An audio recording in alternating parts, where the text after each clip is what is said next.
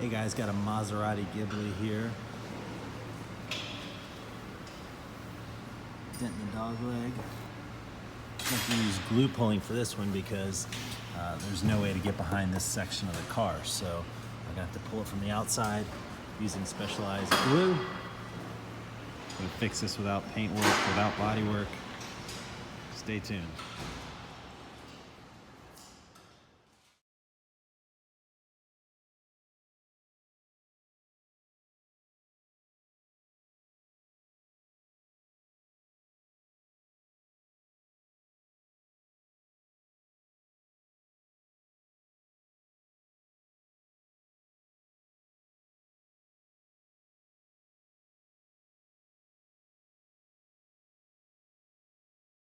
After a couple rounds of glue pulling, we've got some high spots, high ridges. I'm going to tap those down and do some more pulling.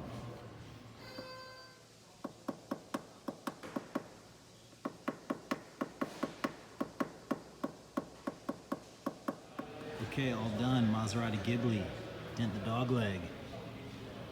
Use glue pulling. So I pulled it multiple times, knocked it down, pulled again, knocked down, repeat. But eventually, dent came out great.